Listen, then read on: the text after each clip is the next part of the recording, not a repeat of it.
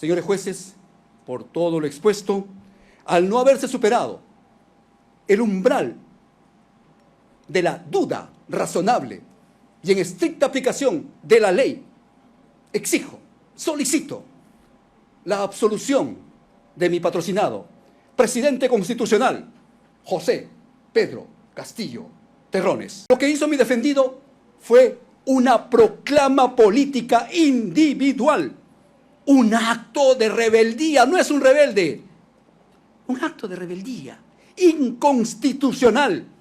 ¿Y por qué?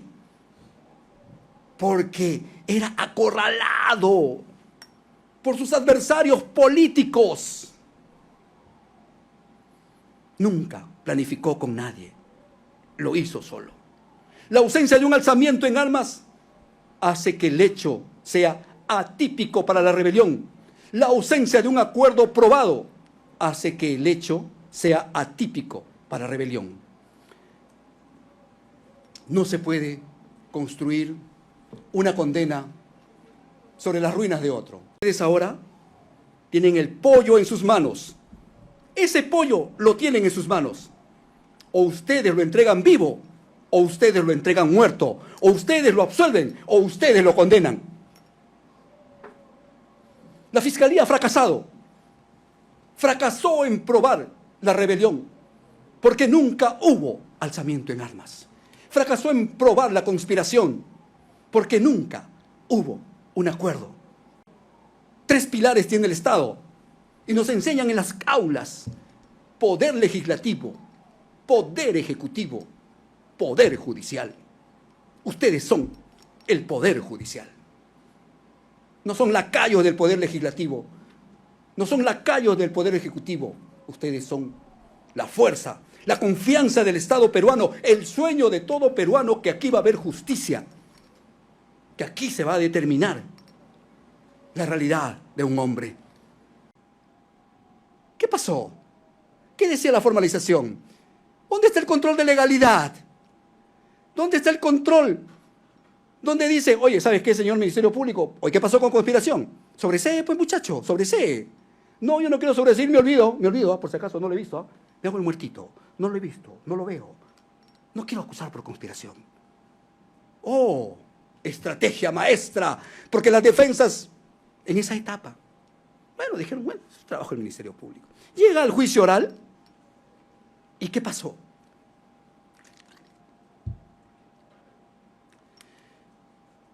El 374.1, supuestamente, el colegiado es nuevo, conoce el juicio oral, pero tampoco es ajeno a la formalización de investigación, tampoco es ajeno al control de acusación. Conoce, lo tiene, y ahí está. ¿Y qué hicieron? Me desvinculo, porque ¿qué sabe el artículo 374? Dice que el Ministerio Público ya no puede acusar por un delito menor, por un delito de menos pena. Y ustedes le hicieron la chamba desde la óptica de esta defensa. Ustedes le hicieron el trabajo de ese error bajo el principio del iura novi curia. Y tomaron un delito que no estaba amparado porque se rompía desde la óptica de esta defensa el principio acusatorio. Porque él, bajo ese principio acusatorio, decidió no elevarlo. La profesora América, a quien lo voy a recordar en esos momentos porque fue ella, una profesora, la que me dijo, entró a clases y dijo, aquí tenemos al futuro presidente del Perú. Y todos nos sentimos halagados. De aquí nacerá el presidente del Perú. Todos nos sentimos halagados. Los profesores lo repiten en las clases a todos los alumnos a nivel nacional, porque el sueño de todo peruano, o por lo menos de algunos, es ser presidente de la República, porque así te dicen. Un ciudadano de a pie, un ciudadano que viene luchando desde abajo, arando la tierra, no puede ser respetado como presidente de la República. Tiene que ser vulnerado. ¿Qué le decimos a esos niños? ¿Les estamos engañando? Vas a ser presidente, sí, pero un Congreso va a hacer lo que quiere, ¿ah? Somos una defensa pública que fue asignada por su judicatura. Representamos a un ciudadano que, desde la óptica de esta defensa, no debería estar sentado aquí. Desde la óptica de esta defensa, ese ciudadano representó a la máxima institución de nuestra nación. Representa al Presidencia de la República. Como presidente de la República, desde la óptica de esta defensa, se le vulneró sus derechos el día 7 de diciembre. Desde la óptica de esta defensa, fue intervenido ilegítimamente. Desde la óptica de la defensa, se pregunta, y los ciudadanos también me preguntan, señor abogado, dígame usted, si a un presidente le pasa eso, ¿qué puedo esperar yo como ciudadano? Si a un presidente lo detiene un policía en la calle y le imputa un delito por flagrancia, ¿qué puedo esperar yo como ciudadano? Si es que un presidente va a un poder judicial y el poder judicial, cumpliendo su labor jurisdiccional, se va a un ministerio público, defensor de la legalidad, conocedor de la tipicidad, conocedor del tipo penal, y le dice al efectivo policial, así es cierto, lo que tú has hecho es correcto, has detenido al presidente de la República, tráemelo, yo voy a continuar con tu trabajo. Posteriormente pasa a un poder judicial, y el poder judicial, ¿qué hace? Señor Ministerio Público, correcto, aquí está su apelación, aquí está su acusación, aquí está, correcto, pero se viola el procedimiento, el reglamento del Congreso de la República. 101 votos, está aquí el señor, por 101 votos, no por 104. El principio de legalidad, señor representante del Ministerio Público, usted que lo conoce mejor que nosotros, díganos. Se puede decir que porque el hecho pasó en un momento anormal, avalado por el Tribunal Constitucional, donde dicen que el hecho fue en un momento y comparado con una catástrofe, como un terremoto, que el momento se podía dar, puede detener al presidente, puede vulnerarle sus derechos. ¿Por qué? 101 votos. No hubo una acusación constitucional. La fiscal de la Nación fue al Congreso de la República, pero se le olvidó los hechos, se le olvidó el delito. ¿Y qué hace el Congreso de la República? No te preocupes, nosotros también tenemos el poder. Tráeme un oficio, marca allí, ponle que el señor ha cometido tal cosa y pasémoslo. Pasa a la siguiente etapa, viene la acusación, no te preocupes, ya está convalidado, ya está hecho, el señor ya lo tenemos en las manos, ya está, ya nos pertenece. Solamente vamos por Bexi, por Aníbal, por Willy Huerta, vamos por él, ellos faltan. Bueno, pero ¿sabes qué? Tenemos a Bexi Chávez, tenemos a Aníbal Torres. Sí, pero con ellos no es suficiente. Tenemos que tener una ala, tenemos que tener un complemento, porque esto es armas, por si acaso. Aquí no estamos frente a un delito de personas que van administrativamente y que van a realizar un hecho. No, necesitamos a un elemento, el señor Willy Huerta. Queremos tenerlo a él. Oye, pero Willy Huerta trajo estas comunicaciones. Sí, acá hay que revisar. Caramba, aquí está. Aquí se encuentra. Aquí está Lozada, aquí está Venero. Oye, ¿sabes qué? ¿Qué dijeron los congresistas? No hay una congresista que ha dicho que lo han detenido por ahí, que no la han pedido, no la han podido pasar. Pero el policía se mata durante todo el juicio diciendo, señores, nosotros cumplimos el plan de operaciones. Y el plan de operaciones decía claramente nuestro trabajo, porque somos policías, no podemos pensar de otra manera. Erramos, pues. El señor Infanzón escuchó mal. No es suficiente, señor policía, vamos a un juicio, traigámoslos, amontonémoslos de ahí, tengamos todo el proceso, ahí estén ustedes también, privados de su libertad o privados, porque la libertad no solamente es estar dentro de un penal. La libertad también, como lo dijo ayer un colega, y por la experiencia que nosotros tenemos, el desgaste emocional que tiene un ciudadano. Muchos mueren en un proceso, muchos mueren porque el estrés que se tiene es grande. Un ciudadano en un proceso se desgasta. se llena de problemas, de enfermedades. Por mi experiencia que tengo, conozco de ciudadanos que han fallecido sin conocer su absolución.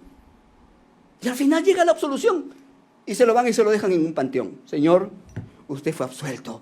Usted no cometió el delito. ¿Eso es la justicia?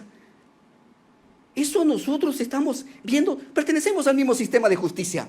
Sí, jueces, fiscales, abogados defensores públicos, señores procuradores. Y también están los abogados privados, quienes cumplen su labor. Pero el principio básico del derecho penal es el principio de legalidad y nos enseñan en las aulas. Nos enseñan nullum crimen sine lege, principio, lex certa. Señores, elementos negativos de la antijuricidad. Pasamos por las aulas, doctor Neira, usted es docente. Usted en las aulas dicta. Yo nunca he estado en una ponencia de usted, le soy sincero, pero lo admiro. He leído su libro, Litigación Oral. Fue mi primer libro que leí, Litigación Oral. Encontraba todos los elementos y todo lo que he planteado aquí se lo debo a usted. ¿Por qué? Porque fue mi visión. Fue lo que yo admiré por primera vez. Dije, caramba, este es el juicio oral. Y mi profesor me decía, señor abogado, en un juicio oral usted no es la vedette. La vedette es el acusado. A él tenemos que encontrarle los elementos probatorios, los hechos que concuerden. Y tenemos que encontrar al final las conclusiones. Eso es lo que tiene que hacer. Y a eso he venido. Señores jueces, el derecho no es verbo o verborrea. El derecho no es, señores jueces, darles lecciones de literatura a los jueces. No es decirle, señores jueces, mírenme, las palabras son balas. Y lanzar términos. Porque ustedes son jueces. No estamos frente a un jurado. No estamos frente a un jurado donde tenemos que convencerlo, donde tenemos que utilizar la retórica para poder convencerlo. No. Estamos frente a jueces que conocen el derecho, conocen el principio de legalidad. Conocen ustedes, señores jueces, más que nosotros. Pero no se puede, y este abogado, de acuerdo a este abogado, el derecho penal, una vez escuché al doctor Villestein, que decía, el derecho penal es como si tú estuvieras jugando, como si tú estuvieras encuadrando las piezas de un rompecabezas. Si esta pieza en este rompecabezas no cuadra pues, no va, no es delito, no es. No podemos estirar el rompecabezas o no podemos recortar una parte del rompecabezas y armarlo y poder formarlo y poder unirlo. No, eso no es el derecho penal. El derecho penal es última ratio. Y a eso empezamos, señores jueces. ¿Qué pasó el día 7 de diciembre del año 2000? Por favor, solicito, si es que puedan pasar nuestras diapositivas.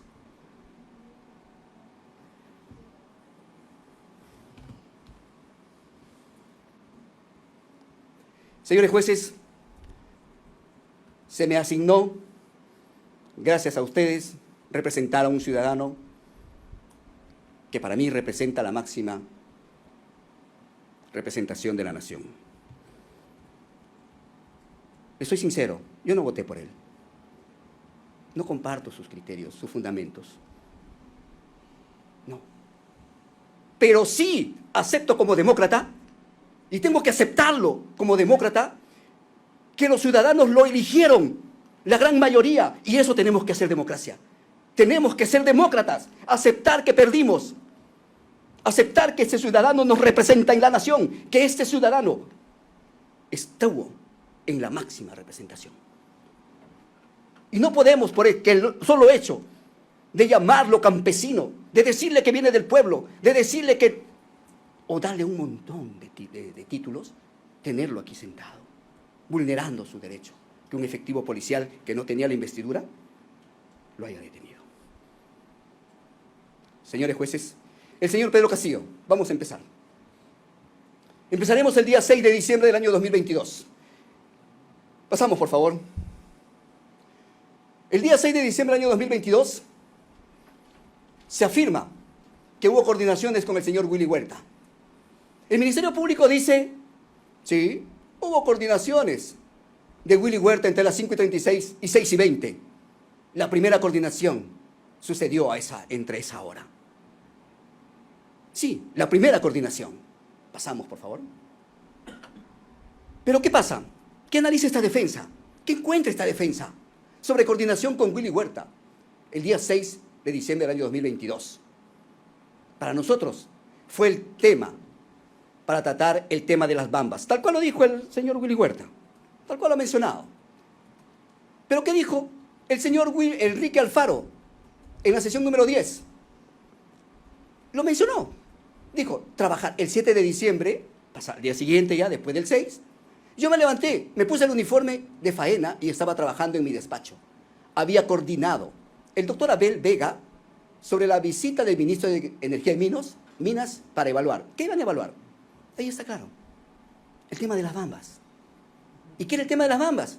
Era un corredor minero del sur, un espacio problemático, recurrente, con protestas sociales y demás. Y había llegado el ministro a mi despacho.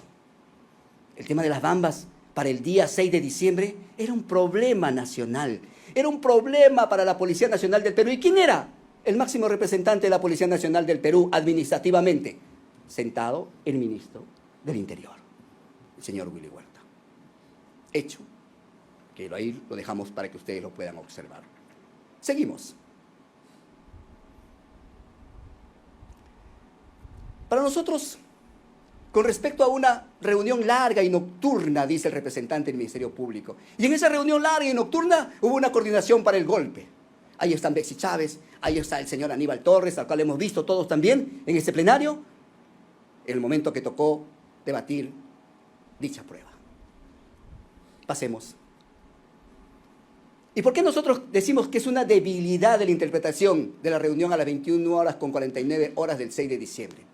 Porque la defensa dijo claramente, en su defensa hablaron, que estábamos en una crisis, ellos se encontraban en una crisis inminente. ¿Acaso era un hecho aislado? El 6 de diciembre no se encontraban ellos debatiendo, preocupados, que el Congreso de la República había citado para el 7 de diciembre al presidente de la República. No era un hecho aislado, era un conocimiento público. ¿Y qué hacen las personas cuando se encuentran en esta situación? Tienen que conversar. ¿Y qué dijeron? Se preparaban la defensa política y también el conteo de los votos. Esto era un análisis de crisis política e inminente. El núcleo del poder de un gobierno se reúnen. Su PCM, Presidencia del Consejo de Ministros. El señor Castillo, el señor Aníbal, tal cual ustedes lo han mencionado. Pasamos.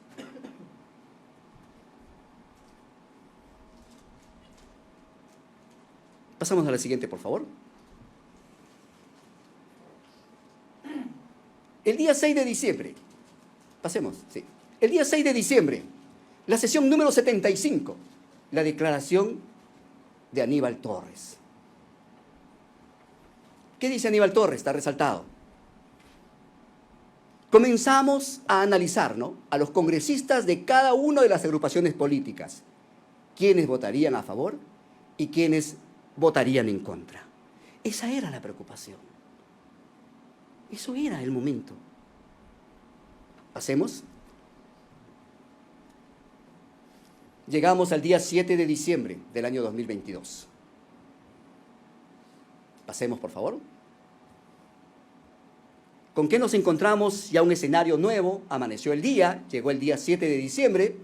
El señor Benji Gregory Espinosa Ramos, abogado de Pedro Castillo, en la sesión número 15.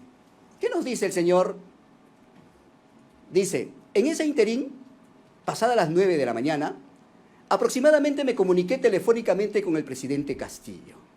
Coordinamos en que nos íbamos a encontrar en el Congreso de la República. No hubo más comunicación. A eso de las 11 de la mañana, recibo una llamada de la doctora Betsy Chávez, que en ese entonces fungía como presidente del Congreso de Ministros. La doctora me dice, doctor, no sea confrontacional. Ante el Congreso de la República. Y yo le digo, sí, no se preocupe. Palabras de Benji Espinosa. El mismo día 7 de diciembre, eventos, Betsy Chávez Chino, presidenta del Consejo de Ministros. En la sesión 77, lectura de declaración de Betsy Chávez Chino sobre actividades y pedido urgente. La pregunta es, ¿qué actividades realizó usted los días lunes 5 y miércoles 7 de diciembre del año 2022? Narre detalladamente tales actividades. Ella dice, me piden que vaya urgente a Palacio. Y cuando dice me piden se refiere al presidente de la República, porque era la presidenta del Consejo de Ministros. No era una persona que tenía menor nivel. Y se dirige directamente y dice, y cuando fui al Palacio me dice que llame urgente a TV Perú, porque hay una actividad oficial. Y voy a PCM y había mucha gente, pero no encontré a las personas de la prensa. Aproximadamente a las 11:30 am. Luego me regreso a Palacio. Y en la misma sesión 10, Cintia Malpartida Guarniz sobre la actividad de la PCM. La pregunta, dice, mi jefe, el señor Faustino, me dice, te va a llamar Nelly Torres porque hay algo en la PCM. Dije, ¿has visto algo? ¿Sabes qué hay? Me respondió, no, no sé nada. Ya te va a llamar. Entonces ella me llama y me dice que va a haber una actividad en la PCM, que parece que va a ser una entrevista. Entonces que vaya a averiguar. Fui a ver, luego ella por WhatsApp me da el dato, que pregunte por un señor de nombre Wilson Riveros. Pregunté por él y efectivamente lo encuentro en la puerta, afuera de la casa de la PCM. Wilson Riveros me decía, si hay algo. ¿Betsy Chávez sabía qué iba a pasar? ¿Betsy Chávez conocía qué iba a suceder? No, no sabía, desconocía. Ahí lo dice claramente, que ella llega y que en ese momento le dan la orden. Le dice, llame usted por favor a PCM, tráigame un periodista. El señor Pedro Castillo, le dije, porque el señor Pedro Castillo era el presidente de la República. Funcionalmente, sucede en el aparato funcional. En la sesión número 10, Betsy Chávez Chino, presidenta del Consejo de Ministros. En la sesión 77, lectura de la declaración de Betsy Chávez Chino, se entera, es cuando ella por primera vez se entera que había un mensaje a la nación. Pero hasta ese momento, un mensaje a la nación. No es adivina, no tiene una bola mágica, pero se entera. ¿Y cómo se entera? Dice, ¿por qué demoran tanto? Que se apuren. Diles que fue un mensaje, que va a ser un mensaje a la nación. Es lo que dice. Y en la sesión 77 de la declaración de Chávez Chino, ella dice, no sabíamos qué hacer. Cuando empieza a leer el presidente el mensaje, no sabíamos qué hacer. Nos quedamos mirándonos en el intervalo del mensaje a la nación. Nosotros concluimos que en estos pasajes existen incoherencias o son manifestaciones vinculadas a la verdad. Para esta defensa, Pedro Castillo Terrones, el 6, el 7 de diciembre, no coordinó con Chávez Chino, ni con Aníbal Torres Vázquez. Y están allí, no lo que yo digo, las declaraciones de las partes. Pasemos. ¿Y qué dice? Aquí en conclusión, nosotros tenemos. Se incluye en calidad de coautores. Funcionalmente, de carácter funcional, pero no delictivo, una función propia de su trabajo. No había ningún visos de delito. Se pide a la PCM que coordine una transmisión. ¿Es trabajo de Betsy Chávez Chino? Es su trabajo, facilitar los mensajes del presidente. Chávez Chino recién había ingresado a la PCM, tenía días, era novata, era nueva. Se convoca a los ministros. Es su deber acudir al llamado del jefe de Estado, el chat. La Fiscalía pretendió criminalizar estos actos de función y en forma malvada retuerce la lealtad institucional y la convierte en una complicidad delictiva. Betsy Chávez no coordinó un golpe, coordinó un mensaje del presidente, sin que se haya probado que conociera su contenido final y delictivo. Pasemos. Pasamos a la proclama. Para nosotros es una proclama. la sorpresa total de todos. Nadie sabía, nadie lo esperaba. Era un escenario de total, que todos se encontraban sorprendidos por la proclama. Pasemos. En la sesión número 18, estuvo aquí el ex ministro de Justicia, nuestro jefe, Félix Inocente Chero Medina. ¿Y qué dice sobre Betsy Chávez? Comunicación con Betsy Chávez. El mensaje a la nación, le dije, Betsy, ¿qué pasó? ¿Quién asesoró de esa forma al presidente? Y me dijo, hermano, yo también estoy sorprendida como tú, porque no comparto lo que se ha señalado. No comparto lo que se ha señalado. Palabras que lo dijo el exministro Félix Inocente Chero Medina sobre lo que le dijo Betsy, que no compartía la proclama presidencial. Pasemos. El día 7 de diciembre, en la sesión 75, declaración de Aníbal Torres Vázquez, escuchamos el mensaje, terminó el mensaje, y al terminar el mensaje dice que se cierra el Congreso y otras instituciones. Por supuesto que me alarmó gravemente, porque sonaba un golpe de Estado, lo dice Aníbal Torres. Para él en ese momento lo que decía el presidente de la República era un golpe de Estado, porque así se sonaba a él en su interpretación. Inmediatamente, dice Torres, he regresado, he hablado con el ministro Huerta para decirle si iban a intervenir el Congreso. El señor Aníbal Torres es una persona muy conocedora, es una persona que es un profesor universitario. Aparte conoce la historia, conocerá la historia desde las épocas que tantas intervenciones han habido, desde la época de 1900, bueno, él conocerá su propia historia. Y dentro de la historia peruana viene constantemente de este tipo de situaciones. Entonces, lo que él se representó en ese momento, lo primero que su cerebro, y ahí lo dice y lo representa, va al ministro y le dice, ministro, ¿usted ha coordinado? ¿Usted tiene? No. Va al ministro de Defensa, le dice, tampoco, no, conmigo no ha dicho nada. Vamos a lo siguiente. En la sesión 76, declaración de Willy Huertas Oliva, ¿qué dice? Cuando lee esto, ese mensaje termina, yo me quedé totalmente sorprendido, porque no era algo común. Nunca se me dijo de que iba a haber este tipo de mensaje o este tipo de lectura. Nunca se me dijo. El señor Willy Huerta, ministro del Interior, no conocía, no sabía. También fue sorprendido. Pasemos.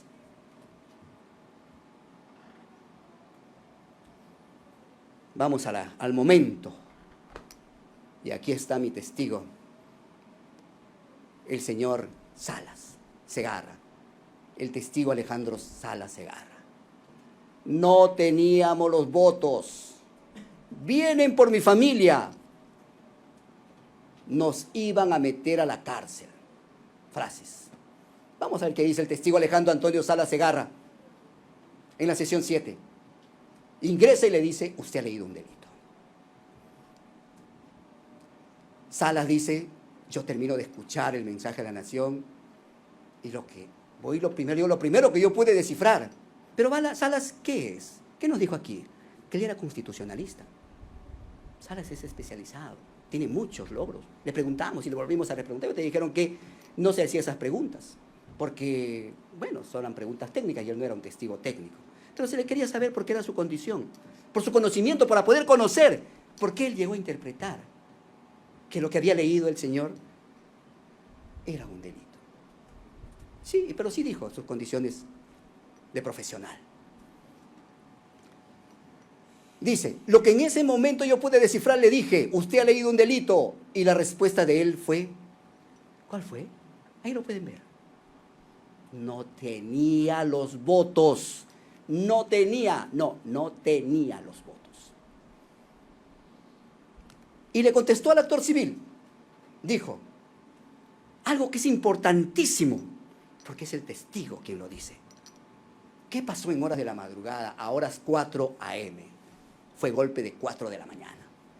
Estaba despierto Todos estaban tensos. Era un día muy difícil para el gobierno de turno. Era un día muy difícil para todos, no solamente para el presidente, para todos los que formaban parte de un gobierno constitucional. En horas de la madrugada, en el chat, había un mensaje del expresidente, haciendo ver la posición de la congresista María Carmen Alba, aquella que le negó la mano al presidente, a través de un Twitter que decía que si no se le vaca, igual se le iba a destituir. Vale decir que estaban presagiando que si ellos no tenían los votos en el Congreso para poder vacarlo, de igual forma iban a encontrar alguna manera de destituirlo. Ahí la tenemos en la foto, justo el momento en que le niega la mano al presidente de la República. El Congreso de la República tenía un ánimo espurio contra el presidente de la República. Totalmente espurio, contaminado. Y ese conocimiento público y esa representación cuando niega la mano es una representación de negarle al representante de la nación, presidente de la República. Un acto que todo el mundo lo vio y está en YouTube.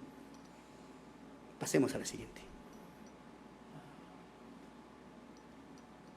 Sesión número 10. Declaración de Cintia Malpartida Guarniz. Dice: di cuenta de todo y de repente me excedí con los calificativos con el señor Torres, que estaba muy serio, estaba como una piedra, y que el señor Huerta estaba pálido. ¿Quién es una periodista? ¿Un periodista es un ciudadano común? Un periodista es un ciudadano a quien tú puedes encontrar que tiene la misma condición que un ciudadano que mira las expresiones a otra persona. Un periodista está calificado, y ella misma lo dijo en esta audiencia. A mí me preparan para ver cada puntito. Soy minuciosa.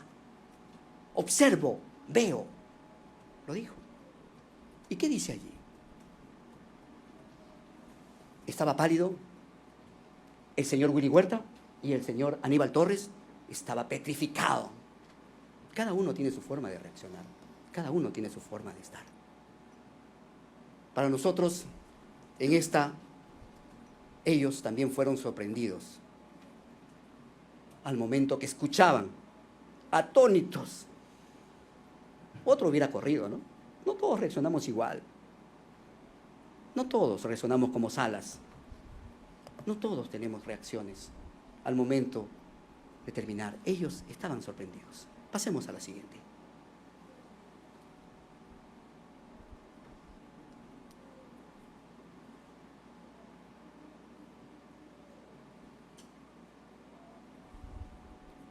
Pasemos. Seguimos con ese mismo extremo. No teníamos los votos. Vienen por mí. ¿Vienen por quién, dice? ¿Por quién vienen? ¿Vienen por ustedes? ¿Vienen por el señor Aníbal Torres? ¿Vienen por el señor ministro del Interior Willy Huertas? ¿Vienen por Bexy Chávez? ¿Qué dice ahí? ¿Vienen por mi familia? Nos iban a meter a la cárcel. Sesión 75, declaración de Aníbal Torres Vázquez. Ya tenían los votos para la vacancia, la suspensión. El presidente me dice: doctor, vienen por mi familia. Poco tembloroso. Tembloroso. ¿Quién estaba tembloroso cuando estaba leyendo la proclama? Seguía tembloroso, seguía temblando. Doctor, vienen por mi familia, la llevo a la embajada de México. Y yo lo único que hice es decirle: te acompaño. ¿En qué parte dice que él se va a ir a México? El presidente de la República tiene inmunidad. Él puede quedarse, puede sentarse en el Congreso, debatir, esperar que le hagan una acusación constitucional. El presidente de la República no es detenido por cualquier policía. El presidente de la República tiene que ser llevado al Congreso. Pero el presidente de la República es humano. Tiene una familia. Y él no iba. Iba a dejar a su familia a dejar, porque tenía un compromiso con su pueblo. Tenía que retornar y tenía que enfrentar a este Congreso con un procedimiento justo. Llamar a su abogado, darle los 60 minutos para que hable, decidir su situación en el Congreso de la República. Si eligen que es una infracción constitucional, y lo más grave, si es una acusación constitucional. El Congreso nunca debatió la infracción constitucional, porque el Congreso ya estaba contaminado, como lo hemos visto con María Alba, como lo hemos visto con todos los congresistas cuando celebran con la bandera del Perú de haber destituido a un presidente de la República. Ese Congreso contaminado nunca debatió la infracción constitucional, pasó directo a una acusación, supuestamente, donde avala un oficio, avala un documentito que lo hace una congresista que estuvo presente aquí. Eso sucedió. Regresa por favor atrás. Retorna. Dice, en Barbadillo, yo le pregunto nuevamente, ¿no? ¿Por qué había leído ese discurso? Y me manifiesta, doctor, ya tenían, ¿no?, los votos para la vacancia. Y si no completaban los votos para la vacancia, ya tenían, ¿no?, la suspensión. Pasemos. Señor fiscal, ¿qué dice en esa parte? Pasemos a otra parte. La Fiscalía resalta el uso de plurales. Estamos en la proclama. Y le hemos escuchado, ¿ah? El Ministerio Público dice, oye, ellos están de acuerdo porque ellos, mira, acá hay términos dentro de la proclama. Dice, mira lo que dice, ¿ah? Tomamos la decisión. Llamamos a todas las instituciones como un simbolismo que representa una decisión conjunta. ¿Qué nos dice el Ministerio Público, en pocas palabras? Que es un uso de plurales y que es una inferencia de coautoría. Pero ¿qué nos dice la máxima de la experiencia, señores jueces? Por eso es que a veces cuando nosotros pecamos de lingüistas, o lanzamos verbos, o lanzamos palabras, tenemos que lanzarlo con el conocimiento. ¿Qué dice la máxima de la experiencia lingüística? La Fiscalía utiliza una máxima sobre el uso del lenguaje. Un presidente que habla en plural está expresando una decisión en grupo. Todos estamos de acuerdo. Pasemos. ¿Pero qué? Sin embargo, existe una máxima de la experiencia política mucho más arraigada que lo que ha dicho el señor fiscal. ¿Y cuál es? Pasemos. El Ministerio Público se aferra a la gramática para sufrir su falta de pruebas, su debilidad. ¿Qué nos dice? El uso del plural. Y aquí encontramos, y ustedes pueden encontrar, porque lo he buscado, lo he encontrado, precisamente buscando qué dijo el fiscal, por qué lo dijo. ¿Y sabe qué dice? Que existe un plural majestático, o plurales majestatis. ¿Es prueba de un acuerdo delictivo ello? No. No obstante, cualquier analista de un discurso político sabe que es un recurso de retórica común. ¿Qué pasa con este uso del plural majestático? ¿Quiénes lo usan? Los líderes. Todos los líderes usan los términos majestáticos. El líder, un presidente de la República, un empresario, siempre dicen nosotros, es nuestra empresa, nuestra nación, nuestra, siempre, en nosotros hicimos. Así es. Un jefe de Estado rara vez va a decir yo he decidido. Siempre dice, hemos decidido. ¿Por qué? Porque representa a la nación. No es solo, representa a la nación. En estos casos, pasemos.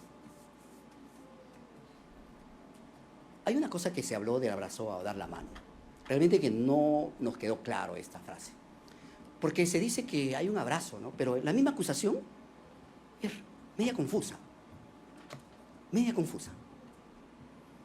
En el punto 5.1.2.7 dice, se acercaron al entonces mandatario José Pedro Castillo Terrones, la entonces premier Bexabe Chávez Chino y el entonces jefe del gabinete de asesores del despacho ministerial de la presidencia del Consejo de Ministros, Aníbal Torres Vázquez, quienes lo saludaron dándole la mano. ¿Qué pasó? ¿Cuándo cambió al abrazo? ¿En qué momento? Señor representante del Ministerio Público, ¿cómo llegó usted de la mano al abrazo? ¿Se jaló? ¿Se jalaron? ¿Cómo llegan a eso? Pasemos. Y ese es el momento más importante, porque aquí lo vemos solo. Y cuando empecé, en uno de mis alegatos dije, el presidente de la República es un hombre solo. Y siempre se lo he dicho, usted está solo, señor presidente. Usted puede estar rodeado, pero usted está solo. Porque solo se defiende. Solo acá habla. Solo. Decisión unilateral. Motivo. Inferencia fiscal. Que todos los acusados terminarían en la cárcel. Ya lo hemos explicado. Pero ¿no ha tomado en cuenta que el presidente quería proteger a su familia? ¿Quiénes estaban perseguidos en ese momento? ¿Sobre quiénes versaba detenciones? Su sobrina estuvo en el Congreso. Porque se le estaba haciendo una persecución, ya sea política o sea a través de un hecho. Sus sobrinos estaban siendo perseguidos en aquel momento. Pero al ser un presidente de la República, hizo una promesa al Estado. ¿Qué le dijo al Estado, a la nación? Yo voy a darte mi postura. Este es mi trabajo, mira, ve. Pueblo peruano, vota por mí, este es mi trabajo. ¿Y qué hizo el Congreso? ¿Lo dejó gobernar? No lo dejó gobernar. Constantes idas, mociones. Siempre estuvo él por el Congreso, como se puede decir, él estuvo abordado, él estuvo siempre en una situación de que el Congreso había tomado el control. El Congreso había tomado el control porque el Congreso es el que da las leyes. El Congreso es el poder legislativo. Hasta podríamos decir que hoy en día estamos en un estado parlamentarista, que el presidente de la República es una ficción, es una creación del Congreso. Que el presidente de la República, desde la época de Merino, en que lo vacaron al día siguiente, desde que se vacan y cambian presidentes como si cambiaran de gustos. Y le pasó al presidente, ya estaban preparados, pues, ya estaban preparados. Perdieron una vez, perdieron otra vez, perdieron otra vez, perdieron otra vez. Sabían que iban a perder. Y tenían al Congreso de la República para preparar sus leyes. Porque es conocimiento público que hay problemas en la Fiscalía de la Nación también. ¿Y quién está de promedio? Las normas, las leyes. Hay también de algún tipo de problemas con respecto al Poder Judicial. Todos reclaman. Pero ¿quiénes son los que se encargan de hacer las leyes? El Parlamento. ¿Y el presidente? ¿Qué hace? ¿El Poder Ejecutivo fue subsumido? ¿Fue abarcado por el Congreso de la República? Encontraremos respuestas. Inmolarse por una causa altruista, colectiva. Promesas a la nación. Siguiente.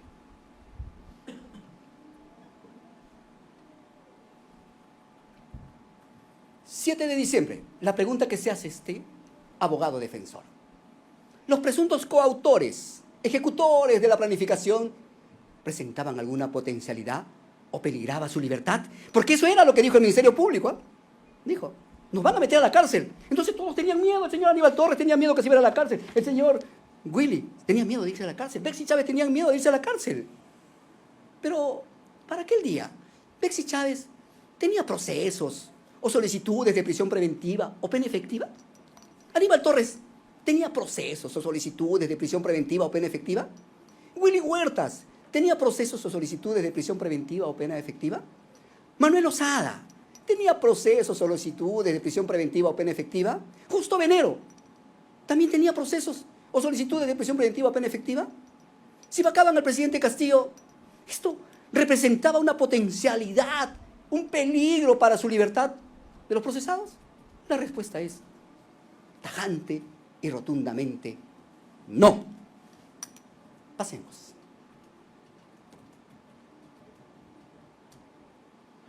Orden de cerrar el Congreso y detener a la fiscal de la Nación. Esta es otra parte y otro pasaje de esta historia por el cual hemos venido y por el cual estamos aquí en esta defensa. Pasemos.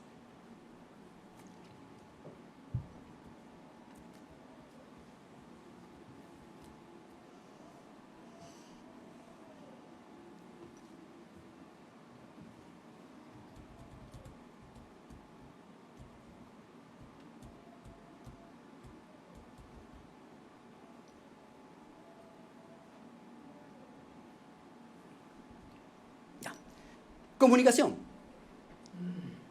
Y aquí encontramos, comunicación desde el teléfono de Willy Huertas Oliva, ministro del Interior, al teléfono del general Raúl Enrique Alfaro Alvarado, el testigo estrella de la Fiscalía. Raúl Enrique Alfaro Alvarado. Lo tuvimos aquí.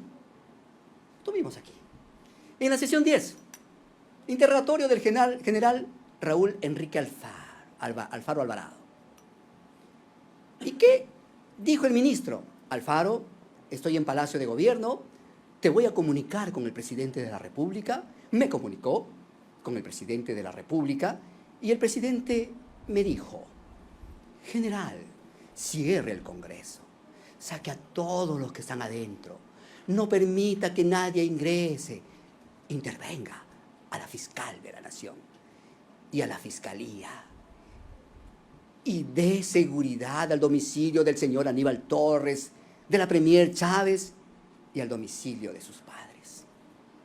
Pasemos. Esta fue la frase que, según el testigo estrella de la Fiscalía no rebuscó más, no vio más allá de palabras. Pero ¿qué dicen los testigos que escucharon la supuesta orden del presidente Pedro Castillo Terrones? Fuente, supuestamente, el órgano auditivo, no hay otra fuente, ¿no? Porque dicen que escucharon. En la sesión 9, Luis Angulo Tejada, y tenemos en la sesión 9 también Luis Angulo Tejada, y aquí vamos a detenernos también. ¿Qué dice Luis Angulo Tejada? Nos da nuestra respuesta a nosotros preguntamos, dejamos, cerramos. En litigación oral, señor presidente, usted nos enseña que hay que cerrar la jaula, ¿correcto? Que las preguntas de la defensa en la litigación oral es cerrar la jaula. La pregunta final es la pregunta que cierra, donde el testigo dice su verdad. Y el Código Procesal Penal, ¿qué dice? Que usted tiene que hacer preguntas aclaratorias. Aclaratorias. ¿Pero qué encontramos allí? Primero vamos por la primera parte. ¿Qué dice? Dijo: yo escuchaba lo que el comandante general respondía sobre cuál era el motivo. El general Raúl Enrique Alfaro Alvarado les mencionó lo que usted acaba de relatar. ¿Perdón?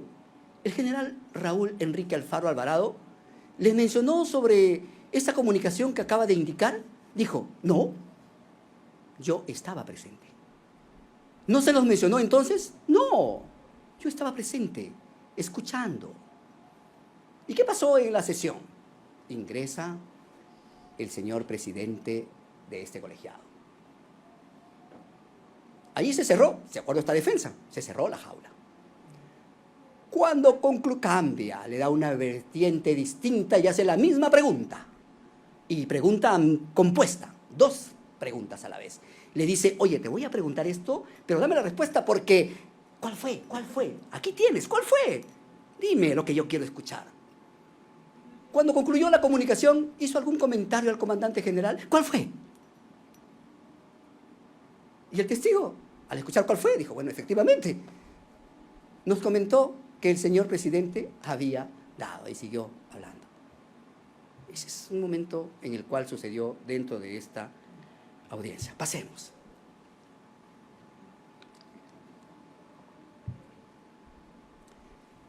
Otro testigo. Tenemos al testigo Vicente Marcelo Álvarez Moreno. ¿Qué dice? Yo termino de hablar y el general Alfaro recibe en su despacho al frente. Escucho que él estaba hablando por teléfono. Señor presidente, escucho. Pues supongo testigo de órgano auditivo. ¿Y a quién lo escucha? Al señor Alfaro. Ahí lo dice. Dice, escucho que él estaba hablando por teléfono. O sea, él estaba hablando, él estaba diciendo, repitiéndose, conjeturando, o hablando, diciendo, hablando, conversando. Solo él. Y dice, señor presidente, ¿que cierre el Congreso? Sí. ¿Pero por qué motivo? ¿Que detenga a la fiscal de la Nación? Sí. ¿Pero por qué motivo? ¿Cuál es la causa?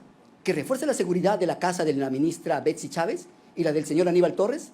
Eso es lo que él repetía, lo que el presidente estaba informando. Y ahí asume ya su postura, según él, que no quedó claro lo que el presidente estaba informando. Después dice, él le contesta, señor presidente, mire, esa versión contradictoria dentro de todo este proceso lo dice Vicente Álvarez. Un dato adicional que también no lo ha dicho la defensa de Willy Huerta, pero Willy Huerta está aquí presente. Pero ¿qué es lo que dice? Mire, dice, otra versión, ¿ah? Escuche, señor Willy Huerta, usted que está presente, escuche, dice, mire lo que dice. Él le contesta, señor presidente, yo me encuentro con descanso médico. El que está como comandante general encargado es el teniente general Álvarez. Y allí es donde se corta la comunicación. ¿Contradicciones? ¿Qué escuchó el general Vicente Álvarez al final? Señor presidente, yo me encuentro con descanso médico. El que está como comandante general encargado es el teniente general Álvarez. Ahí es donde se corta la comunicación. Pasemos.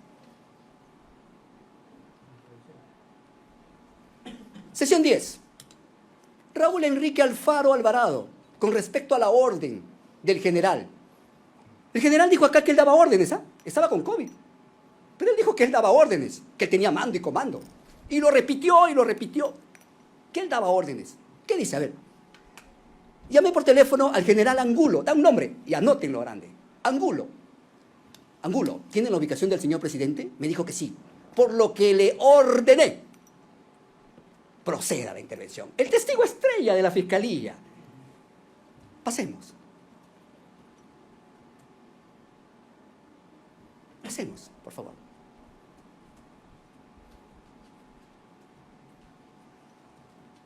Día 7 de diciembre. Seguimos, porque los hechos sucedieron esa fecha. Por eso lo hemos retitulado 7 de diciembre. Sesión 9. ¿Qué dice José Luis Angulo Tejada? Aquí con nombre grande, José Luis Angulo Tejada. La pregunta que le hace la defensa, nosotros le preguntamos. Dice, porque creo que estaba bajo los efectos del COVID, refiriéndose al general Alfaro. ¿Podía dar órdenes? No, estaba aislado. El que daba las órdenes, era el comandante general encargado. Usted recibió algunas órdenes por parte del señor Raúl Enrique Alfaro Alvarado el día 7 de diciembre del 2022. Ninguna. Repitió, ninguna. ¿Quién les hizo llegar todas las órdenes? El comandante general encargado. El testigo estrella de la fiscalía asegura haber dado órdenes. Creíble. Y pasemos.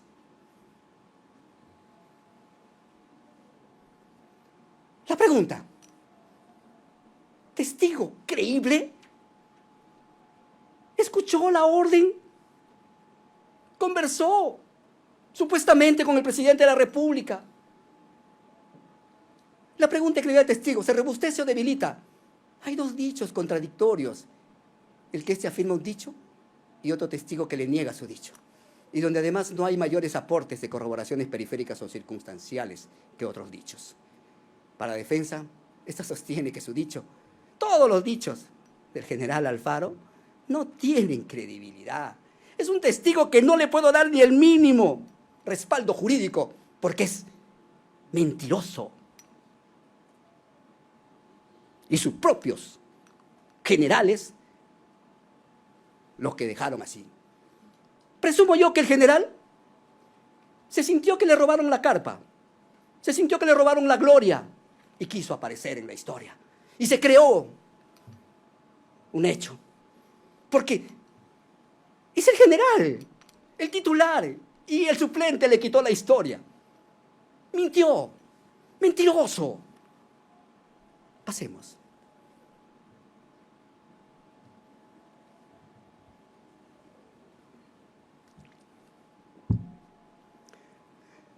Y seguimos. viendo a ver su verdad de este general y la verdad de Vicente Álvarez. Porque Vicente Álvarez dice que escuchó. Angulo también dice que escuchó, que el presidente daba una orden. ¿Pero qué pasó aquí? Acto seguido, minutos seguidos. La reunión con el comandante general y el olvido del general. 7 de diciembre de 2022. Hechos posteriores a la presunta orden del presidente al general Raúl Enrique Alfaro Alvarado y presuntamente, aquí lo ponemos a ellos también, presuntamente escuchado por los generales Vicente Álvarez y el general José Luis Angulo Tejada. Pasemos. La llegada del general PNP a las oficinas del Comando Conjunto de las Fuerzas Armadas, Vicente Marcelo Álvarez Moreno. Luego de reunirnos ya en el despacho del jefe del Comando Conjunto, subimos a la sala de operaciones. El general Gómez de la Torre se comunica con todos los comandantes generales a nivel nacional. En eso, a los minutos, el comandante general de la Marina se comunica por teléfono con la Fiscalía de la Nación y le pasa al general Gómez, quien habla con la fiscal de la Nación y le dice: espere, doctor, un momento. Le paso con el comandante general encargado de la policía, general Álvarez. ¿Hablo con la doctora? Doctora, ¿cómo está? La escucho. Dígame, ¿hay alguna orden en ese momento de detención al señor presidente? Pasemos. Esa fue la conversación, ¿eh? Esa fue la conversación. La llegada del general PNP a las oficinas del Comando Conjunto de las Fuerzas Armadas. Sesión 6. Declaración del general Gómez de la Torre Araníbar.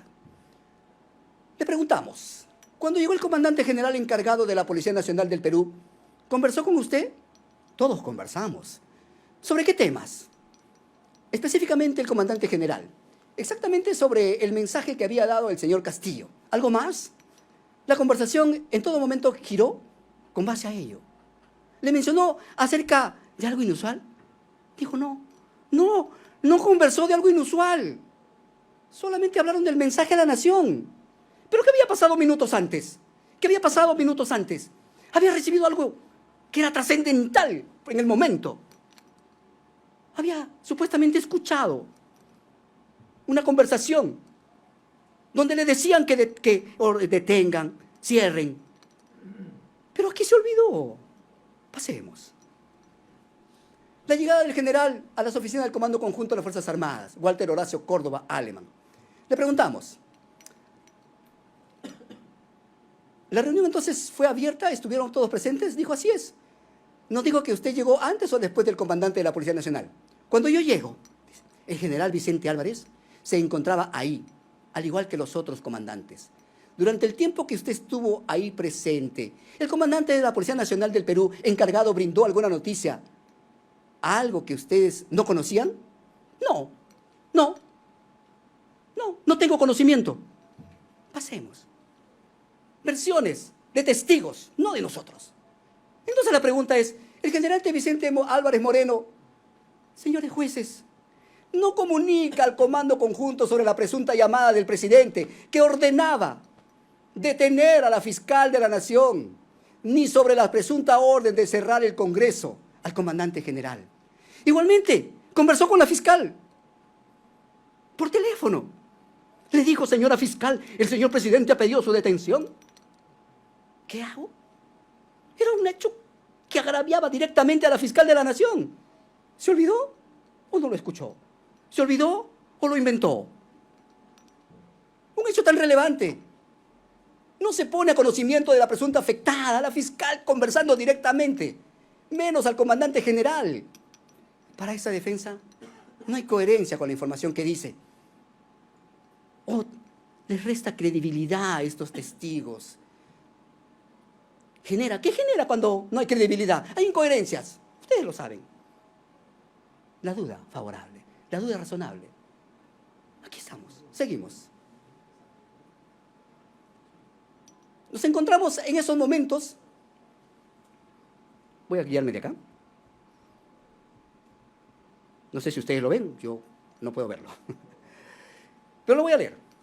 Vamos por partes, por favor, si lo pueden agrandar primero y después nos conducen a la flechita. Primero la lectura, luego la flechita, así para poder ir en orden, por favor. Agranden primero la número 1 y después a donde dirige la flechita.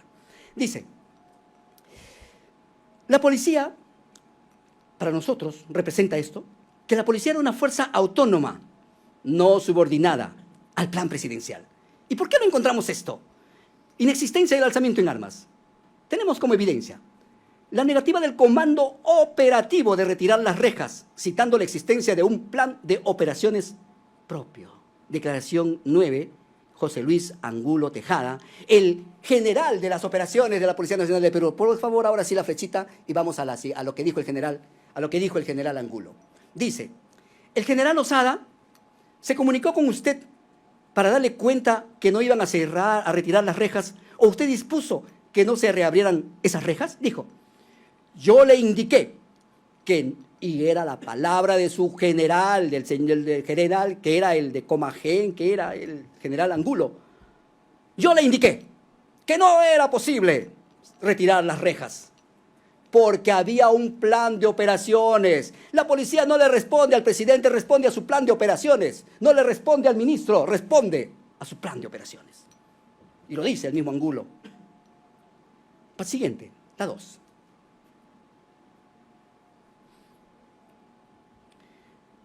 No está probado que existiera un acuerdo para subvertir el orden constitucional.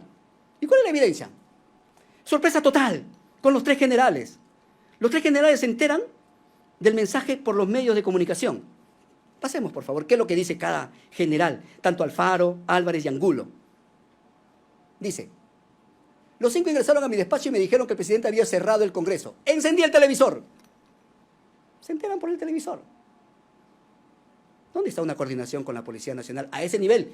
Porque estamos con un presidente de la República. No estamos con el vecino de la esquina, o no estamos con el caso de Humala, que es un efectivo policial, un efectivo del ejército, que hace su propia rebelión en otros lugares. No, estamos con el presidente. El presidente no conversa pues con el heladero, no conversa. Es presidente de la República. ¿Qué dice el otro capitán? Dice, yo lo vi por televisión. El otro general dice, estaba en el despacho del jefe y en ese momento se anunció por la televisión. 3. Por favor, 3.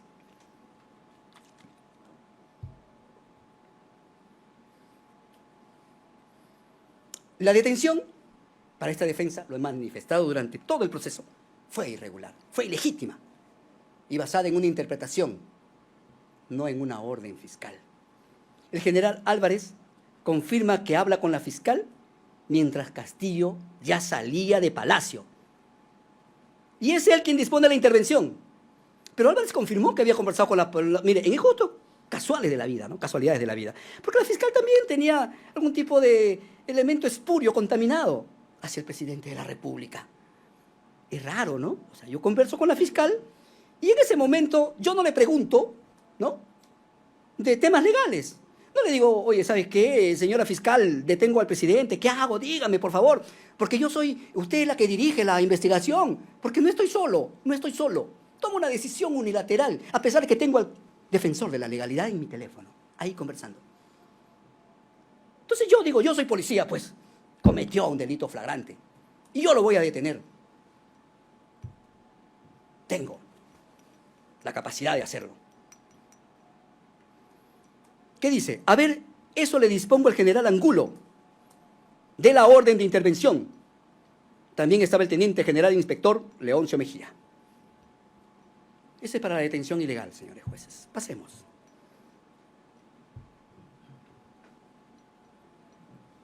¿Qué tenemos allí, señores? La acta de intervención, ya que estamos hablando de intervención ilegítima al presidente de la República. Tenemos el acta de intervención del 7 de diciembre de 2022, motivo por el cual, está entre rojito, de subrayado, motivo por el cual se dispuso detener a la comitiva Cofre a la altura de intersección de la avenida Garcilaso de la Vega y avenida España, frente a la Clínica Internacional, procediéndose a la intervención y detención. Los que conocemos y los que vamos siempre a los procesos de investigación preliminar sabemos que primero es la detención. El acta de intervención es el complemento del todo. Todo. El acta de intervención contiene todo, incluido el acta de detención. Y eso lo sabemos. En ese momento fue detenido el presidente de la República. En ese momento. Quien por medida de seguridad, dice, fue trasladado. Medidas de seguridad, apuntándole directamente, haciéndolo llorar a su menor hija, generándole un trauma que no sabemos hasta el día de hoy, y no sabemos por qué los ministerios no han actuado. Es una mujer. Tengo madre, tengo hija. Pasemos. El presidente, por favor, sí, comprimen ya. Ya. El presidente y su vinculación con las Fuerzas Armadas. Es un presidente de la República. No está cualquier ciudadano. Por eso que siempre durante todo este proceso yo he dicho, está siendo investigado en condición de presidente de la República. No está siendo investigado Pedro Castillo Terrones. No, el presidente de la República. Y él coordina.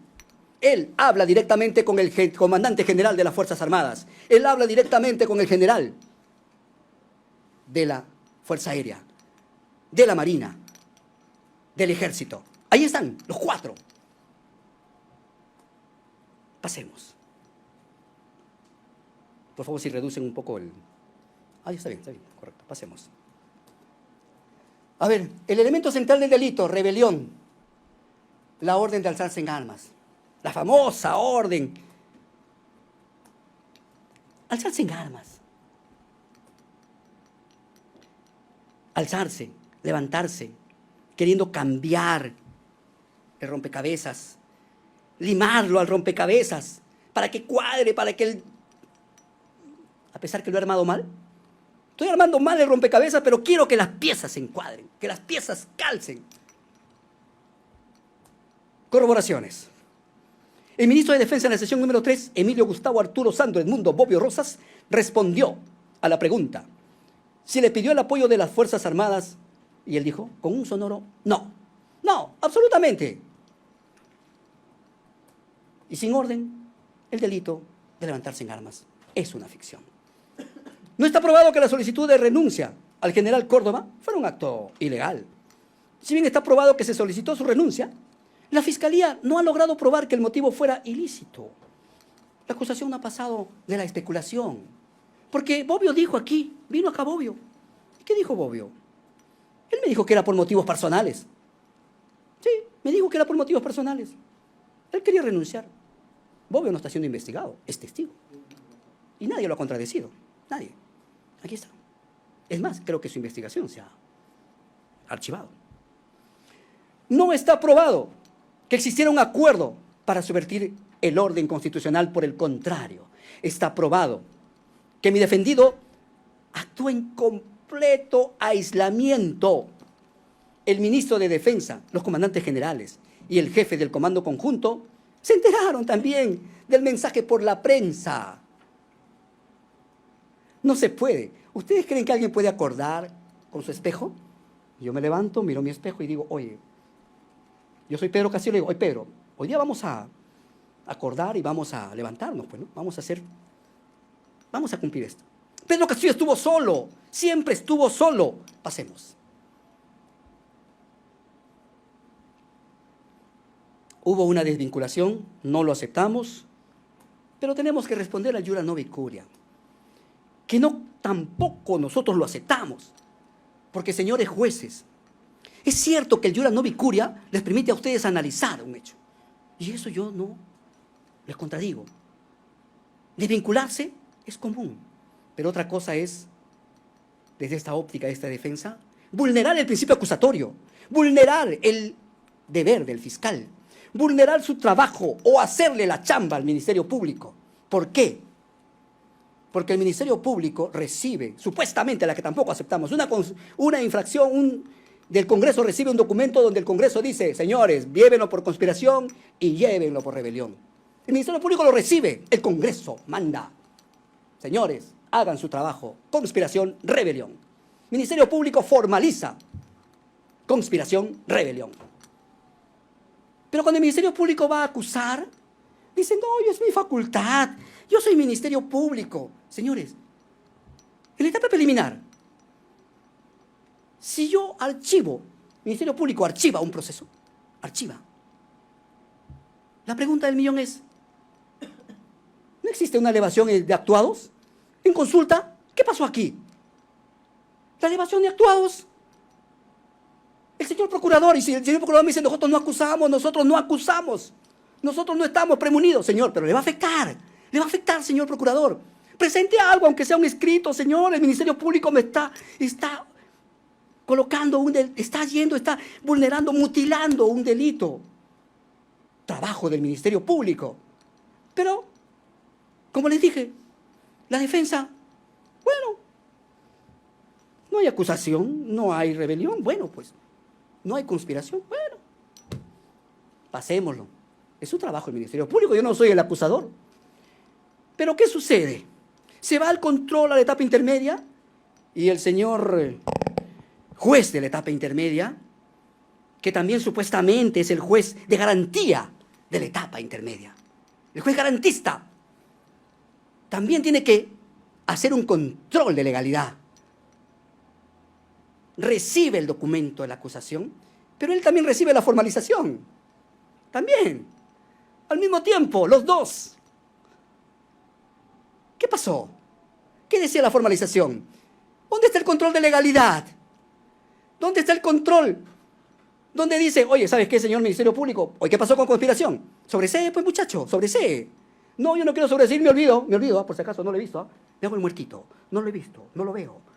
No quiero acusar por conspiración. Oh, estrategia maestra, porque las defensas en esa etapa, bueno, dijeron, bueno, es trabajo del Ministerio Público. Llega al juicio oral, ¿y qué pasó?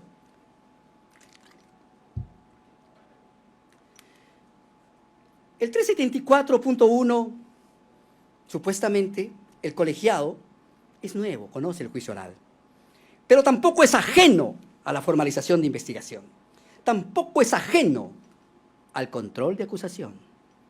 Conoce, lo tiene, y ahí está. ¿Y qué hicieron? Me desvinculo, porque ¿qué sabe del artículo 374? Dice que el Ministerio Público ya no puede acusar por un delito menor, por un delito de menos pena. Y ustedes le hicieron la chamba desde la óptica de esta defensa. Ustedes le hicieron el trabajo de ese error bajo el principio del iura novi curia. Y tomaron un delito que no estaba amparado porque se rompía desde la óptica de esta defensa el principio acusatorio.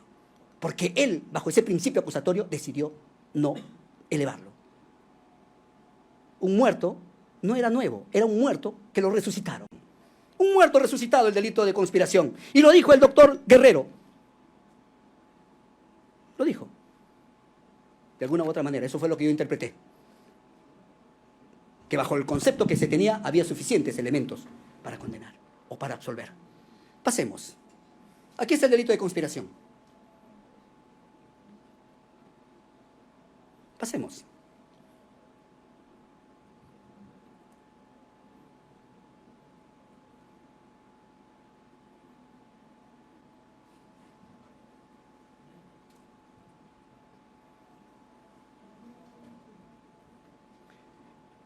¿Qué dice?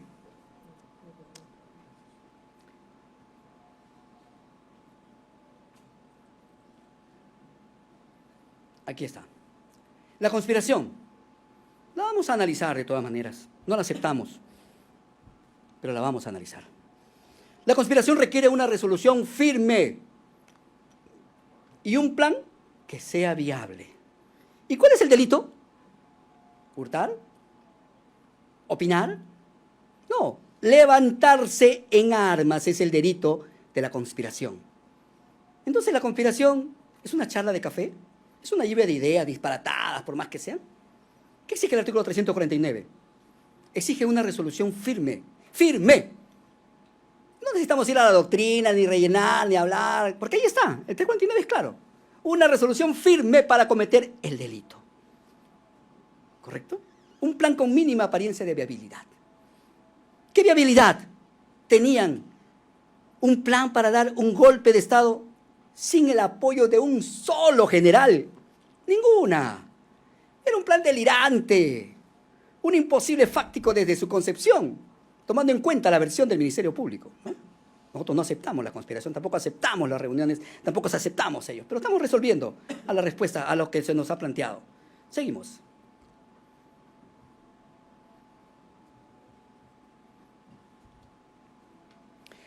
Vamos a pasar a la falta de prueba directa del acuerdo, porque ustedes saben y conocen que la historia del Perú y el propio Estado peruano tiene su propia legislación. No necesita España, no necesita Argentina, que Creus, que el señor, que tantos, que argentinos. No, no necesita.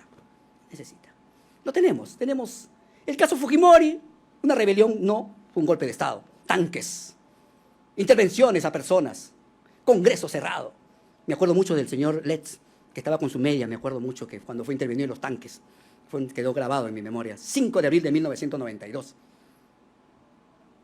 Pero ahí sí se logró un golpe de Estado. Comparación con el caso Boloña, que es uno de los casos que se tiene precisamente de conspiración en el Perú. ¿Qué tenían? Un manifiesto firmado, decretos redactados y suscritos por comandantes generales, prueba material irrefutable. Si yo voy a abrir una tienda de celulares, ¿qué hago? No la abro la tienda todavía, no lo lanzo al público. O abramos un cyber wow, ¿no? Lo voy a rematar, voy a abrir a puerta abierta. ¿Pero qué tengo? Tengo todos los productos, tengo todo. Esos son actos preparatorios ejecutivos, porque así exige la norma, actos preparatorios ejecutivos. Tengo todo acá. Tengo mi souvenir, tengo polos, tengo llaveros, tengo celulares, tengo toda la campaña completa, solamente para lanzar y ejecutar. Porque eso es ejecutar. Ejecutar es porque tienes todo. Es el momento ejecutivo. Pero el preante, el acuerdo ejecutivo, es tener todo. Todo. No falte nada. Todo tiene que salir exacto. La Fiscalía nos pide que condenemos por conspiración basándonos en la simple presencia de personas en una habitación. ¿Prueba o especulación? ¿Dónde está esa prueba en este caso? ¿Dónde está el documento, el mensaje de texto? Bexy Chávez, Aníbal Torres y Pedro Castillo, ¿qué están diciendo? Estamos de acuerdo, mira, ya tenemos con el general, vamos a hablar con tal persona, tenemos todo listo. Mañana ejecutamos. Listo. ¿Dónde está? Pasemos. Las renuncias. La pregunta que se hace esta defensa es, ¿los conspiradores, por máxima de la experiencia, renuncian? ¿Renuncian? La pregunta es, las renuncias inmediatas, la sorpresa como prueba de inexistencia del acuerdo. Si hubo un acuerdo, ¿por qué los supuestos conspiradores renunciaron minutos después del mensaje? Ahí están, Bexy Chávez Chino. Hemos estado aquí con varios testigos de Bexy Chávez Chino, tanto a favor de la Fiscalía como una señorita que gritó, se exaltó, lo recuerdo mucho. Ella, recuerdo mucho. Pero ella, ¿qué dijo? Dijo una cosa muy importante. Ella mencionó y dijo en este plenario, la gente estaba desesperada, todos salían, todos desesperados. Y en una de esas vi al mediodía, lo dice ella, una testigo de la Fiscalía, al mediodía veo que estaban preocupados por hacer la carta de renuncia de Bexy Chávez. Bexy Chávez ha presentado una carta de renuncia, sí, pero ese dato que dio esa testigo lo sitúa al mediodía. Es importante tener en cuenta que Bexy Chávez quería renunciar inmediatamente, no estaba de acuerdo, como ella dijo, que la habían sorprendido, que el señor presidente lo había sorprendido. ¿Cuál fue? La reacción del gabinete, todo, Salas, renunció, Landa, Kur, Chero, Aníbal. Bueno, Aníbal no era ministro, no era el señor Aníbal no era ministro, por si acaso. Él no está amparado o no está con lo que dice que si es que un ministro acepta o no, él no es ministro, no se le puede tampoco catalogar con esa misma condición. Pasemos. El presidente y el Congreso de la República. A ver, veamos. Este es un incidente aislado, para nosotros es totalmente aislado, porque no hay un tipo de vinculación con el presidente de la República. No hay vinculación. El presidente no conversa pues con el general Osada, el presidente no conversa con el general Venero. El presidente tendría que haber conversado mínimamente con Angulo, que es el jefe operativo. Angulo, el jefe operativo. O con el jefe de Estado Mayor, que era en ese momento el general, que era el señor Álvarez, o tener ese tipo de relación con el comandante general de las Fuerzas Armadas. Para nosotros, bueno, lo que pasó es un caso aislado. Son policías, como lo dice su misma resolución administrativa, que producto de una situación, ¿no?, de conmoción o estaban ahí preocupados, no escucharon bien. ¿Pero qué? Vamos a pasar con lo siguiente. ¿Qué dijo Adriana Tudela Gutiérrez, interrogada por la defensa de Venero? ¿Qué dice? Miren lo que dice, impedimento para que pueda ingresar o fue rápido su ingreso. En el momento en que llego sí había impedimento para ingresar, pero luego eso se nos permite el ingreso, correcto. Y esta defensa, ¿se acuerdan cuando yo pregunté a la señora congresista Moyano? Le pregunté acerca de la conexión virtual. Y ella dijo que sí. Y lo que dijo, los jueves no tiene que ser presencial. ¿Y qué día fue el día 7? Fue viernes. Fue miércoles, perdón, miércoles. Entonces el miércoles todos podían hacer virtual. Todos podían hacer virtual. El Congreso es como la interpretación bíblica de la iglesia. La iglesia no es paredes, la iglesia es el cuerpo. El cuerpo es la iglesia. Entonces, si ellos tenían libertad, podían hacerlo. El Congreso tenía todas las posibilidades, todas las formas y modos para poder ese día realizar sus actividades. Pasemos. También tenemos la declaración de Eduard Roldán Mitre, interrogado también por la defensa de Venero, dice, ¿restringió el acceso al recinto congresal de los congresistas de la República? No. Cuando usted estuvo de servicio, ¿en donde ya ha señalado entre Abancay y Junín? ¿Pudo observar que se restringió el acceso a congresistas trabajadores del Congreso? Dijo no. Pasemos.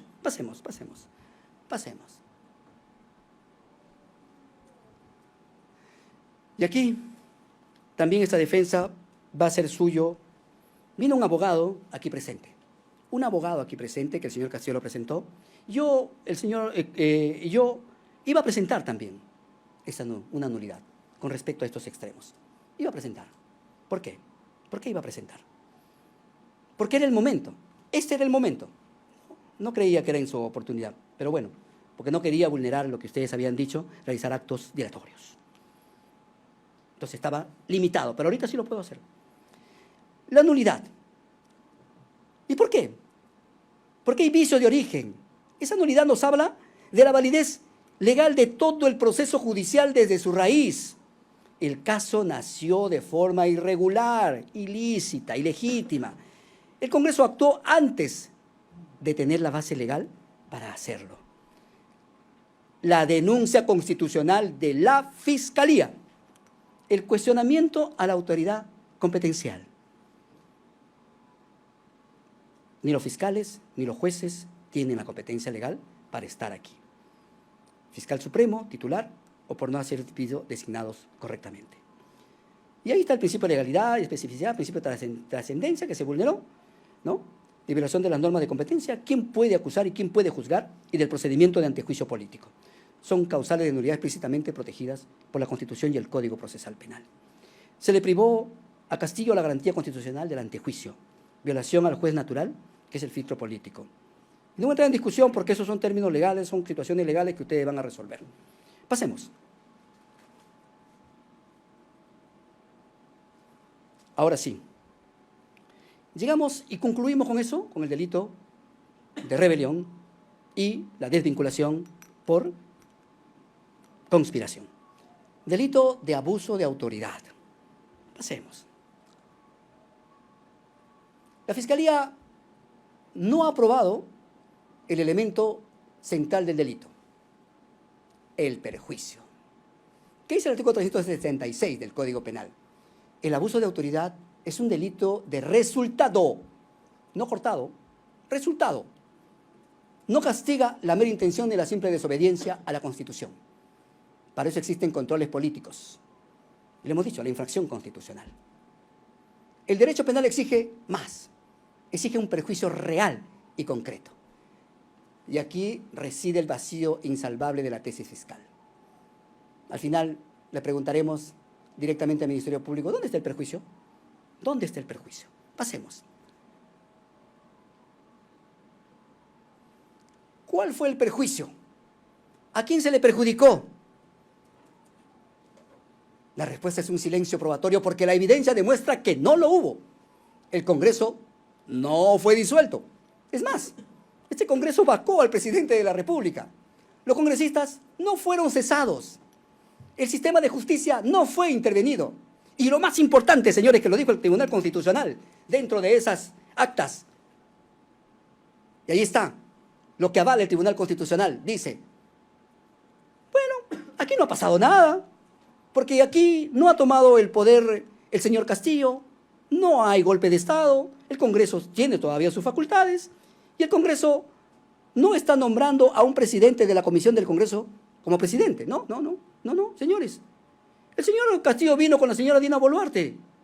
Entonces, nombremos a Dina Boluarte porque es la misma plancha. Entonces, Dina Boluarte, ¿por qué ingresó a la presidencia?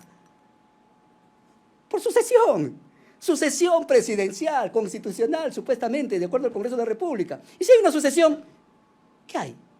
Les pregunto, ¿qué encontramos por sucesión? ¿Acaso el Congreso se nombró un presidente del Congreso como fue en la época cuando ingresó el Paniagua?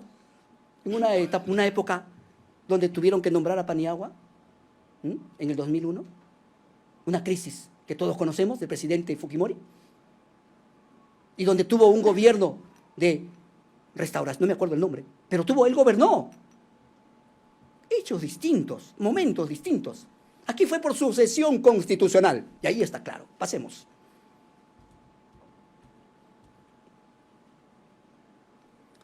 En consecuencia, la proclama, y así lo llamamos, fue un acto inocuo, sin afecto material. ¿Y qué hace la Fiscalía? Confunde gravemente una infracción, porque para nosotros es una infracción constitucional y nosotros lo hemos reconocido. Infracción constitucional que el Congreso jamás quiso debatir. Confundió una infracción con un ilícito penal. ¿Pero qué exige? Probar todos sus elementos. Al omitir por completo la acreditación del daño, la Fiscalía no solo ha dejado incompleta su acusación, sino ha fallado en probar la existencia del mismo. Si no hay resultado, no hay perjuicio, no hay delito. Por tanto, al no haberse probado un elemento objetivo esencial del tipo penal, la única conclusión, en este caso, exclusivamente, es la absolución. Ahí está la presidenta, mírenlo bien. Dice todavía, Dina Boluarte jura como primera presidente del Perú tras vacancia de Pedro Castillo. Sucesión presidencial. Sucesión. Pasemos. Delito de grave perturbación de la paz pública. Vamos, ¿qué nos dice la Fiscalía? La Fiscalía afirma que la proclama de mi defendido fue la causa directa de la violencia, pero comete una falacia causal. La evidencia demuestra una causa distinta. La propia transcripción del mensaje revela una intención política no alarmista. El video de Panorama, el testimonio de la periodista malpartida, demuestran que fue un acto improvisado, caótico, ahí con todas las personas, ahí que estaban todos sorprendidos. Y lo más importante, las actas fiscales sobre cierre de negocios y bloqueos y de manera irrefutable los informes policiales de la PNP establecen que la causa directa de la perturbación no fue el mensaje. ¿Qué fue? ¿Qué pasó? La presidenta fue elegida. Dina Boluarte ya estaba en el poder. ¿Y qué pasó? El presidente estaba detenido, estaba vacado. El nexo causal se rompe. La Fiscalía no ha probado ni el prejuicio del abuso de autoridad, ni el nexo causal de la perturbación. Son dos acusaciones construidas sobre inferencias y no sobre pruebas. Igualmente solicitamos la sentencia absolutoria. Pasemos.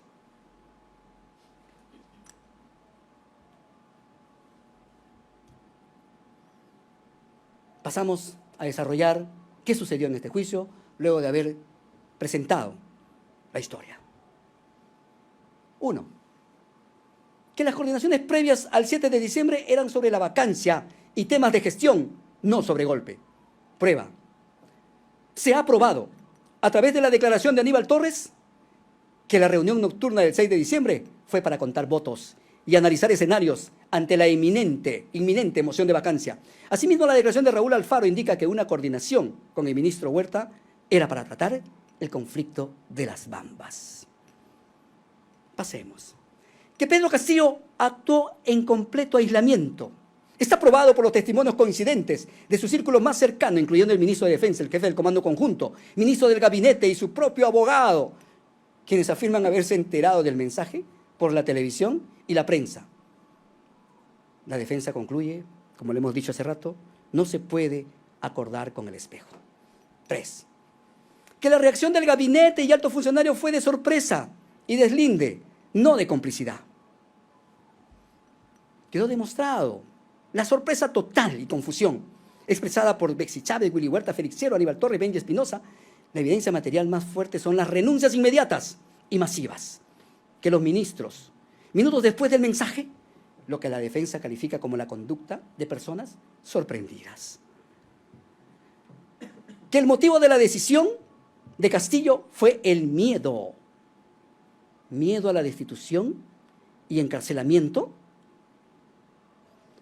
Castillo tuvo en ese momento, como le contestó al señor Aníbal Torres Vázquez, su familia, que en ese momento él tenía un compromiso con el pueblo, tenía que leer, le había prometido al pueblo. Se probó a través de las declaraciones de Salas y Aníbal Torres. Tras Castillo, ¿qué les manifestó? Su temor, diciendo frases como que no teníamos los votos, vienen por mi familia. ¿Y a quiénes iban a meter a la cárcel? Pasemos. Que el mensaje no produjo efectos materiales ni un perjuicio real. Es un hecho probado que el Congreso de la República no fue disuelto. Al contrario, procedió a vacar al presidente, los congresistas no fueron cesados. El sistema de justicia no fue intervenido y la sucesión constitucional operó con la juramentación de Dina Boluarte. ¿A qué decimos que no se ha aprobado? La defensa sostiene que no se ha aprobado. No se ha aprobado la existencia de un acuerdo o conspiración, porque falta prueba. La Fiscalía no nos ha presentado ninguna prueba directa, un documento, un audio, mensaje, texto que demuestre un acuerdo entre Castillo y sus presuntos coautores. La defensa afirma que la acusación se basa en la especulación de una reunión. No hay más prueba. La defensa sostiene que no se ha aprobado el elemento central del delito de rebelión, el alzamiento en armas. Falta de prueba. El ministro de Defensa, Emilio Bobbio Rosas, declaró con un absoluto no que se le haya pedido el apoyo a las Fuerzas Armadas. La defensa es tajante. Sin orden, el delito es una ficción. La defensa sostiene que no se ha aprobado el elemento central del delito de abuso de autoridad, perjuicio. La Fiscalía no ha logrado acreditar un perjuicio real y concreto derivado del mensaje. Al no haber resultado, la defensa argumenta que no hay delito, ya que este tipo penal no castiga la simple intención. La defensa sostiene que no se ha aprobado el nexo causal del delito grave de perturbación en la tranquilidad. Falta de prueba. La defensa argumenta que la Fiscalía no ha podido probar que la proclama fue la causa directa de la violencia. Por el contrario, presenta evidencia, informe de la propia PNP, que sugiere que la causa fue posterior a la detención y vacancia de Castillo, rompiendo así el nexo causal. La defensa sostiene que no se ha probado con certeza la veracidad de la supuesta orden telefónica de Castillo a la policía. Falta de credibilidad. La defensa sostiene que el testimonio del general Alfaro es débil y no alcanza el nivel de certeza debido a lo siguiente: las contradicciones con los testimonios de los generales Angulo, Tejada y Vicente Álvarez, quienes estuvieron presentes. La incoherencia de que una orden tan grave no fuera comunicada por el general Álvarez a la fiscal de la Nación, ni al comandante del Comando Conjunto en la reunión en la sede del Comando Conjunto de las Fuerzas Armadas. La duda sobre la capacidad de mando del general Alfaro ese día, ya que estaba aislado con COVID. Señores jueces, hemos llegado al momento final de nuestros alegatos, el momento en el cual vamos a concluir, señores jueces, con algo tan histórico. El profesor Pedro Castillo Terrones lo sabrá mejor que cualquiera, y los profesores que nos están escuchando a nivel nacional lo sabrán. Esta frase que nos dicen en las clases, recuerdo mucho cuando estaba en primaria, mis primeros días del colegio. La profesora dijo, de esta aula, yo vengo de una ciudad, de un pueblo joven, de un asentamiento humano, de ahí provengo, y fui a la Escuela Nacional. Mucho recuerdo mi escuela, 8805 de Chimbote. Mi profesora América, a quien lo voy a recordar en esos momentos porque fue ella, una profesora, la que me dijo, entró a clases y dijo, aquí tenemos al futuro presidente del Perú. Y todos nos sentimos halagados. De aquí nacerá el presidente del Perú. Todos nos sentimos halagados. Los profesores lo repiten en las clases a todos los alumnos a nivel nacional, porque el sueño de todo peruano, o por lo menos de algunos es ser presidente de la República, porque así te dicen. Un ciudadano de a pie, un ciudadano que viene luchando desde abajo, arando la tierra, no puede ser respetado como presidente de la República. Tiene que ser vulnerado. ¿Qué le decimos a esos niños? ¿Les estamos engañando? ¿Vas a ser presidente? Sí, pero un Congreso va a hacer lo que quiere. El Congreso va a mancillarte y va a votarte cuando ellos quieran. No le quiten el sueño, señora Norma Carvajal Chávez, señor presidente, doctor Neira Flores, doctor Iván Guerrero López. Hagamos justicia. 3 pilares tiene el Estado y nos enseñan en las aulas: poder legislativo, poder ejecutivo, poder judicial. Ustedes son el poder judicial. No son lacayos del poder legislativo, no son lacayos del poder ejecutivo. Ustedes son la fuerza, la confianza del Estado peruano, el sueño de todo peruano que aquí va a haber justicia, que aquí se va a determinar la realidad de un hombre. Señores jueces,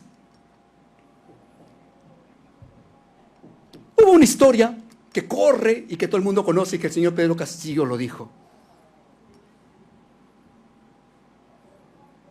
Ustedes ahora tienen el pollo en sus manos.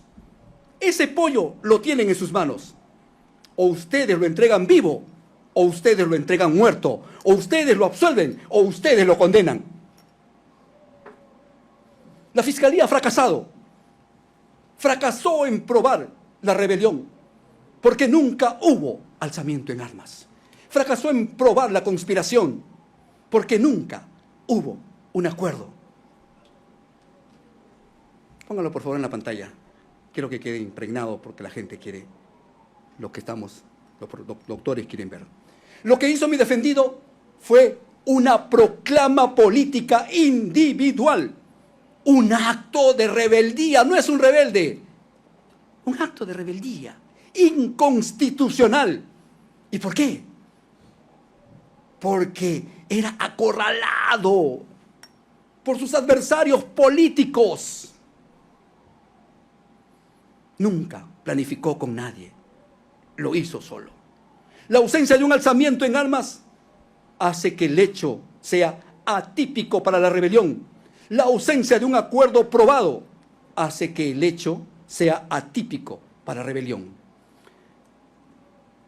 No se puede construir una condena sobre las ruinas de otro. ¿Y por qué lo decimos?